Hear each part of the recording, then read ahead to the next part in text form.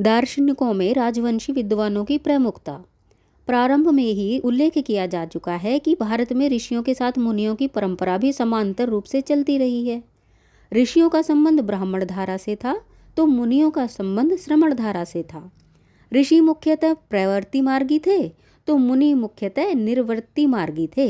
ऋषियों में विप्रों की बहुलता थी तो मुनियों में राजवंशी क्षत्रियों की। ऋषियों का निगम ग्रंथों से गहरा नाता था तो मुनियों का आगम ग्रंथों से। वेदों की रचना में ऋषियों का योगदान सर्वोपरि था तो उपनिषदों की रचना में राजवंशी क्षत्रियों का।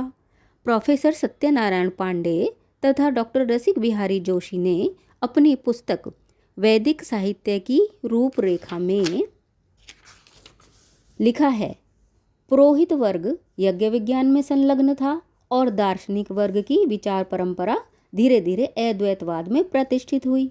यह धारा पुरोहित वर्ग के लिए हानिप्रद थी।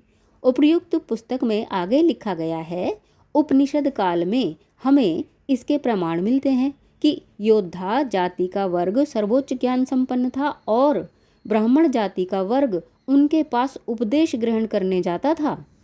वस्तुतः ब्राह्मण ग्रंथों के रचना काल से ही कुछ क्षत्रिय वंशी विद्वान दर्शन शास्त्र में क्षेत्र में अपनी धाक जमा चुके थे। शतपथ ब्राह्मण के 11वें अध्याय में शास्त्रार्थ के एक प्रसंग में राजा जनक अपने तीखे तर्कों से श्वेतकेतु, याज्ञवल्क्य आदि प्रकांड विद्वानों को हतप्रभ कर देते हैं। उपनिषदों में ऐसे अनेक प्रसंग हैं जब विप्र साधक और चिंतक अपनी शंकाओं के समाधान के लिए क्षत्रिय वंशी विचारकों का दिशा निर्देश ग्रहण करते दिखलाई पड़ते हैं। छांदोग्योपनिषद में वर्णित प्रसंग के अनुसार गौतम ऋषि पुनर्जन्म के सिद्धांत का ज्ञान प्राप्त करने के उद्देश्य से राजा प्रवाहन के पास जाते हैं। क्योंकि इस सिद्धांत का प्रतिपादन सर्वप्रथम क्षत्रियों ने ही किया था, इसी प्रकार आत्मा से संबंधित अनेक सूक्ष्म सिद्धांतों का प्रतिपादन राजवंशी क्षत्रियों ने ही किया था। छांदोग्योपनिषद में वर्णित एक प्रसंग के अनुसार आत्मज्ञान से संबंधित कुछ शंकाओं को लेकर 5 विद्वान ऋषिवर उद्दालक के नेतृत्व में राजा अश्वपति के पास जाते हैं तथा राजा से उनका समाधान प्राप्त करके संतुष्ट लौटते हैं।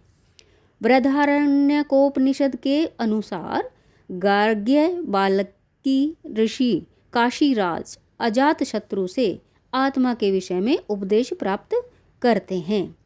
भारत माता की जय।